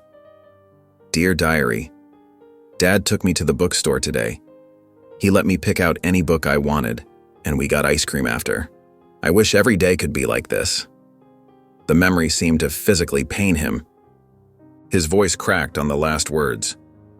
He turned a few pages and continued. "I met someone special today. His name is James, and he has the kindest eyes I've ever seen. I'm afraid to tell Dad about him. I wish he could see people the way I do." Each word seemed to age him further. Nathan's jaw tightened, a muscle working beneath his skin. "She was afraid of you," he said, his voice hard. "Afraid of your judgment, your disapproval." His hands clenched into fists at his sides.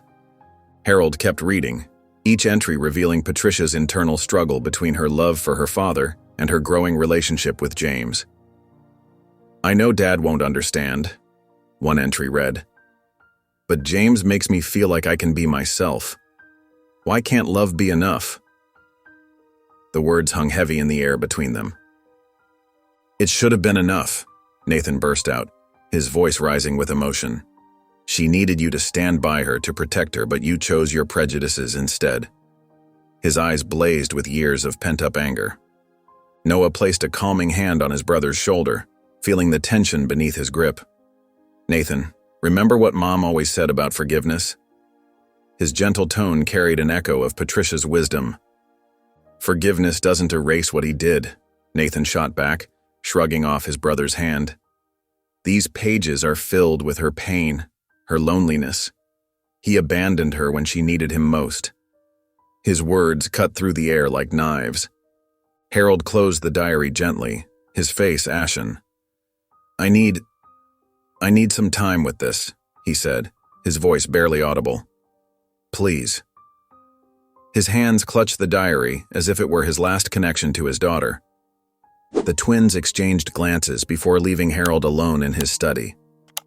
Through the closed door, they could hear the soft sound of pages turning and what might have been quiet sobs. The weight of unspoken words and decades of regret filled the hallway as they walked away. The Civic Center hummed with anticipation as people filed into rows of chairs, their whispered conversations echoing off the high ceiling. Martha stood at the podium, her notes laid out before her, watching faces both familiar and new settle into their seats. The evening sun filtered through tall windows, casting long shadows across the polished floor and painting the room in warm amber hues. "Good evening," Martha began, her voice steady and clear, fingers lightly gripping the edges of the podium. "A few months ago, I encountered two young men on a rainy night that changed not only their lives but mine as well." The room fell silent as she described that fateful traffic stop, painting a vivid picture of Noah and Nathan's determination to fulfill their mother's final wish, their faces illuminated by her patrol car's headlights. She shared how her own prejudices had initially colored her judgment, admitting to assumptions she'd made based on years of ingrained beliefs. Her hands trembled slightly as she spoke. "Sometimes," she said, meeting the eyes of those in the front row, "the hardest person to face is yourself in the mirror, acknowledging the biases you've carried without question." The audience leaned forward as Martha described Harold's transformation from a bitter, isolated man to someone willing to confront his mistakes. Her voice softened with emotion as she recalled his journey. "Change isn't easy," she emphasized, touching her heart. "It requires us to be vulnerable, to admit when we're wrong, and to take those first difficult steps toward healing." During the open mic session, a middle-aged woman stood up, her voice trembling as she clutched her purse strap. "I haven't spoken to my son in 5 years because I couldn't accept his choices," she admitted, dabbing at her eyes with a tissue. "Listening to your story makes me wonder if it's time to reach out." Others followed, sharing their own experiences with family rifts and racial prejudice. A local business owner, his weathered hands gesturing expressively, described how his views had shifted after hiring employees from diverse backgrounds. An elderly man, leaning heavily on his cane, spoke about reconciling with his daughter after years of estrangement, his voice thick with emotion. The mayor approached the microphone, straightening his tie as he pledged support for monthly community dialogues. The police chief, her badge gleaming under the lights, committed to incorporating Martha's insights into officer training programs.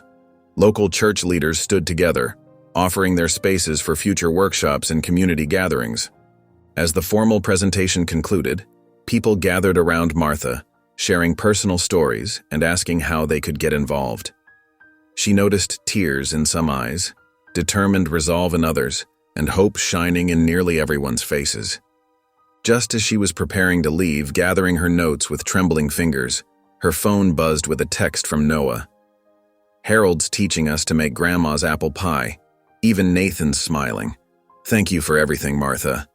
She tucked the phone away, a warm smile spreading across her face as she watched the last attendees file out, their animated conversations filling the air.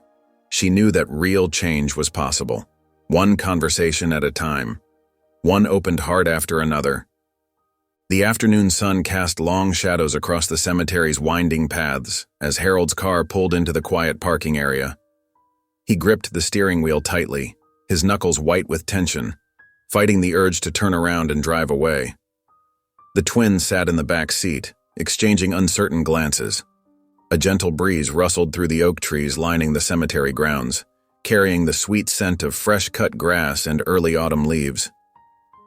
"I haven't been here since—" Harold's voice trailed off as he switched off the engine, the sudden silence pressing in around them.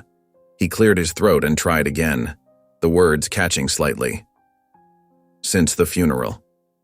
Noah nodded silently while Nathan stared out the window, his jaw clenched, fingers drumming restlessly against his knee. The bouquet of daisies lay between them, their cheerful yellow petals a stark contrast to the somber mood, wrapped in simple green paper just as Patricia had always preferred them. As they walked through the cemetery, their footsteps crunched softly on the gravel path, echoing in the peaceful afternoon stillness. Harold led the way, his shoulders tense but determined, occasionally glancing back to make sure the twins were still following. When they reached Patricia's headstone, he paused, taking a deep breath before kneeling beside it, his joints creaking in protest. "Patricia," he began, his voice barely above a whisper, rough with emotion.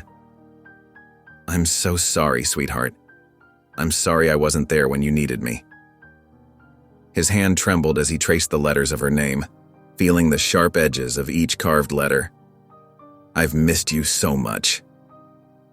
Noah stepped forward first, placing a hand on Harold's shoulder, squeezing gently. "Mom used to sing in the kitchen," he shared, a small smile playing at his lips, eyes growing distant with the memory. "Every Sunday morning we'd wake up to the smell of pancakes and the sound of her voice. She never missed a single one of our baseball games," Nathan added unexpectedly, his voice rough with emotion, hands stuffed deep in his pockets. "Even when she was working 2 jobs, she'd find a way to be there. Always sat in the same spot, 3rd row up." Harold placed the daisies gently against the headstone, arranging them carefully so they wouldn't fall. "These were always her favorite," he murmured, smoothing a wrinkled petal. "She used to pick them from the garden when she was little. Wouldn't stop even when I told her to leave some for your grandmother." "Mom told us that," Noah said softly, kneeling down beside Harold. "She planted them in our backyard too. Said they reminded her of home." His fingers brushed against the stems, adjusting them slightly. Nathan shifted his weight, struggling with his words before finally speaking, his voice softer than usual. She always said forgiveness was stronger than pride. He looked directly at Harold, his eyes bright with unshed tears. Even when she was sick, she talked about wanting us to find you, to give you a chance. They stood together in silence, the warm afternoon sun washing over them, casting their shadows long across the grass. The breeze stirred the flowers, and somewhere nearby, a bird called out to its mate, its song clear and sweet in the quiet air. The shared moment felt sacred, heavy with unspoken emotions and tentative hope. As they prepared to leave, Harold hesitated, then slowly placed an arm around each twin's shoulder. The gesture was awkward but sincere, bridging years of distance with a simple touch. Noah leaned slightly into the embrace while Nathan stiffened briefly before relaxing. Together, they walked back toward the car, their steps lighter than when they'd arrived, leaving behind fresh flowers and old hurts on the sun-warmed grass. The morning sun streamed through the kitchen windows as Noah adjusted his collar for the third time. His reflection in the microwave door showed a nervous but determined expression, reminding him of all the times his mother had helped him prepare for important moments. Nathan lounged against the counter, nursing a cup of coffee and watching his brother's anxious preparations with mild amusement. "You know it's just a summer job application, right?" Nathan said, setting down his mug with a gentle clink. "Not a presidential interview." Noah smoothed his shirt again, his fingers catching on a loose thread. "I want to make a good impression. This means something to me. It's a chance to do what Mom always talked about, giving back to the community." The community center stood at the edge of town, a modest brick building with colorful murals decorating its walls. Children's artwork decorated the windows, bright paper crafts catching the sunlight, and a small garden bloomed near the entrance filled with marigolds and black-eyed Susans. As they approached the front desk, a woman with silver-streaked hair and kind eyes greeted them warmly, her smile genuine and welcoming.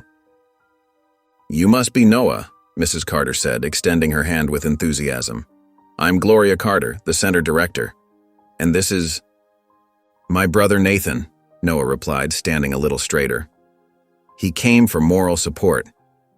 Mrs. Carter's office felt welcoming, with photographs of smiling children covering the walls and potted plants on every surface, their leaves reaching toward the sunlight. She listened intently, nodding encouragingly as Noah explained his interest in working with kids and his desire to make a difference in their lives. "Martha Givens mentioned you might be stopping by," Mrs. Carter said, smiling as she shuffled through some papers on her desk. "She spoke very highly of both of you." While Noah filled out paperwork, his pen scratching quietly against the forms, Nathan wandered the hallway, examining the artwork and photos. A small boy sat alone in the corner of the activity room, drawing quietly, his tongue poking out in concentration. Something about his solitary focus reminded Nathan of himself at that age, always more comfortable expressing himself through art than words. "That's Marcus," Mrs. Carter said, appearing beside Nathan with quiet footsteps. "He's shy, but he has a wonderful imagination. Reminds me of another young artist I once knew." Nathan found himself walking over to Marcus, drawn by an impulse he couldn't quite explain. "Hey, what are you drawing?" Marcus looked up cautiously but then smiled, his whole face lighting up as he showed Nathan his detailed spacecraft design, complete with tiny windows and intricate control panels. Before long, Nathan was sitting cross-legged on the floor, helping Marcus add green and purple aliens to the picture, their tentacles waving hello. Mrs. Carter watched the interaction with knowing eyes leaning against the doorframe. "You know, we could always use more volunteers in the art room. The children would love to learn from someone with your natural talent." Nathan hesitated, but looking at Marcus's enthusiastic face, he found himself nodding. "Maybe a few days a week wouldn't hurt. These kids might actually teach me something too." When they arrived home later, Harold was tending to his garden, a new hobby he'd taken up recently, carefully pruning his tomato plants. The twins burst out of the car, talking over each other as they shared their news, their voices filled with excitement. "I got the job," Noah exclaimed, practically bouncing. "I start Monday with the summer reading program. They even have a special section for bilingual books. And I'm going to help with art activities, Nathan added, surprising himself with his excitement. There's this kid there, Marcus. You should see his imagination. Harold stood up, brushing dirt from his hands, a gentle smile playing at the corners of his mouth. His eyes crinkled with pride as he listened to their animated descriptions of the community center and Mrs. Carter. Your mother would be proud, he said softly, his voice thick with emotion. She always believed in helping others. For once, the mention of Patricia brought smiles instead of tension, a warm memory they could all share without pain. The crunch of tires on gravel drew Noah and Nathan's attention from their work in the shed. Sweat dripped from their foreheads as they paused from sorting through decades of accumulated junk. The summer heat made the task even more challenging as they sifted through old boxes and rusty equipment. A sleek blue sedan pulled into Harold's driveway, and a woman with graying dark hair stepped out, her movements graceful and purposeful. Her emerald green blouse caught the afternoon sunlight. "Can we help you?" Noah called out, setting down a dusty box of old tools. He wiped his hands on his worn jeans. The woman smiled warmly, crow's feet crinkling at the corners of her eyes. "I'm Lydia Blackstone, Harold's niece. You must be Noah and Nathan." She approached them with confident steps, her leather handbag swinging gently. "I heard you boys were staying here for the summer." Nathan tensed slightly, his shoulders squaring, but before he could respond, the screen door creaked open.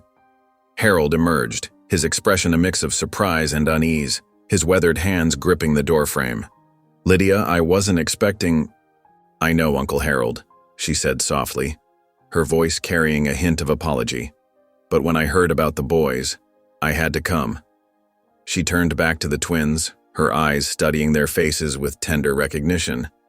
"Your mother Patricia and I were cousins. We grew up together."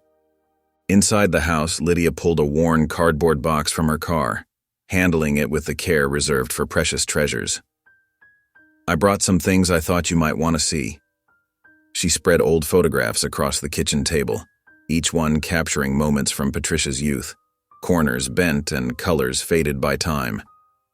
"This was your mother at 16, Lydia said, holding up a faded photo of a young woman with a bright smile and windswept hair. "We'd just borrowed my dad's car for an impromptu road trip to the beach. She was always up for an adventure, that one. Never could sit still when there was something exciting to do." Noah leaned in closer, his finger tracing the edge of the photograph. "She looks so happy." "She was," Lydia confirmed, her voice thick with memory. "Even after—" She glanced at Harold, who stood rigid by the counter, his knuckles white against the wooden surface. Even after things got complicated, Patricia never lost that spark. She had a way of finding joy in the smallest things. Harold's hands trembled slightly as he picked up one of the photos, his fingers gentle against the delicate paper. "I remember this day," he said quietly, his voice barely above a whisper. "Her high school graduation. She insisted on wearing those yellow flowers in her hair." Lydia nodded, then turned to the twins with tears glistening in her eyes. "I should have reached out to her more after everything happened. She would talk about you, Uncle Harold, even years later. Always with love, always hoping things would change. She never gave up on the idea of reconciliation." Nathan, who had been silent, finally spoke, his voice carefully controlled. "Did she ever tell you why she stayed hopeful?" "Because that's who Patricia was," Lydia answered, reaching for a tissue from her purse. "She believed family was worth fighting for, worth waiting for." She reached across the table and squeezed Harold's hand, bridging decades of distance. "And she was right, wasn't she?" Harold cleared his throat, emotion making his voice rough and unsteady. "Yes, she was." They spent the afternoon going through letters and more photos, each one revealing another piece of Patricia's life. Lydia shared stories that made them laugh and others that brought tears, painting a vivid picture of the young woman their mother had been. The kitchen filled with the warmth of shared memories and healing conversations. As the sun began to set, casting long shadows through the windows, Lydia gathered her things. "I'd like to stay in touch," she said, hugging each of the twins. holding them close like she never wanted to let go. Maybe we could plan a proper family reunion soon. There are others who'd love to meet you both. Harold walked her to her car, his steps slow and deliberate, and the twins watched from the porch as they exchanged quiet words in the golden evening light. When Lydia drove away, Harold turned back to his grandsons, his eyes filled with renewed determination to make things right, to honor Patricia's unwavering faith in the power of forgiveness. The late summer breeze carried the rich aroma of pot roast and fresh herbs through Harold's house, mingling with the sweet scent of apple pie cooling on the windowsill. In the kitchen, he carefully stirred the gravy, following Patricia's handwritten notes in her old cookbook, each loop and curve of her handwriting bringing back memories. His hands trembled slightly as he added a pinch of thyme, her secret ingredient that had made Sunday dinners so special. "Boys," he called out, wiping his hands on his apron, "dinner's ready." Noah and Nathan entered the dining room, stopping short at the sight before them. The old oak table gleamed under candlelight, set with Harold's best china, the set he'd kept stored away for decades. A vase of fresh wildflowers, Patricia's favorites, purple asters and golden black-eyed Susans, served as the centerpiece. "You made Mom's pot roast," Noah said softly, recognizing the smell from his childhood, his eyes growing misty at the familiar aroma. Harold nodded, his expression a mix of nervousness and hope, fingers fidgeting with his sleeve cuff. "Found her recipe book in the attic last week, took me 3 tries to get it right. Burned the first batch something awful." As they settled into their seats, the chairs scraping softly against the hardwood floor, Harold disappeared briefly into his study, returning with something wrapped in brown paper. He cleared his throat, the sound echoing in the quiet room. "Before we eat, I wanted to give you both something." The twins watched as he carefully unwrapped a large frame, his weathered hands moving with unexpected gentleness.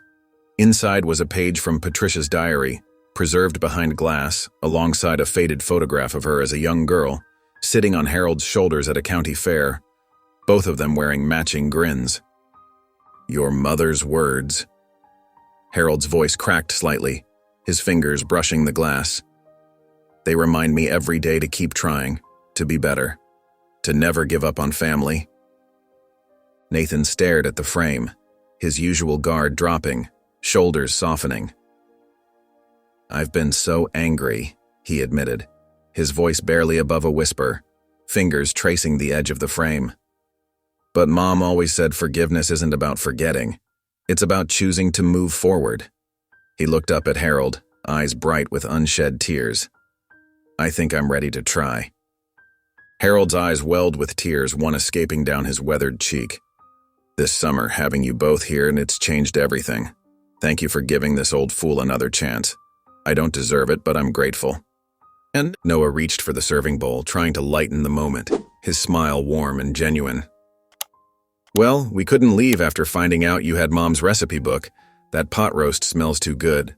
Besides, someone needs to teach you how to use the dishwasher properly." They laughed, the sound warm and genuine, filling the room with joy. As they passed dishes around the table, stories began to flow. Memories of Patricia, moments from the summer, hopes for the future, each word building bridges across old wounds. Later they moved to the porch, settling into the old wooden chairs that creaked with familiar comfort. Above them, stars dotted the clear night sky, twinkling like diamonds scattered on black velvet. Harold sat between his grandsons, feeling for the first time that he was exactly where he needed to be, the weight of years of regret finally lifting from his shoulders. "Your mother loved nights like this," he said softly, his voice full of memory. "Used to say you could see all your dreams written in the stars. She'd spend hours out here, making up stories about constellations."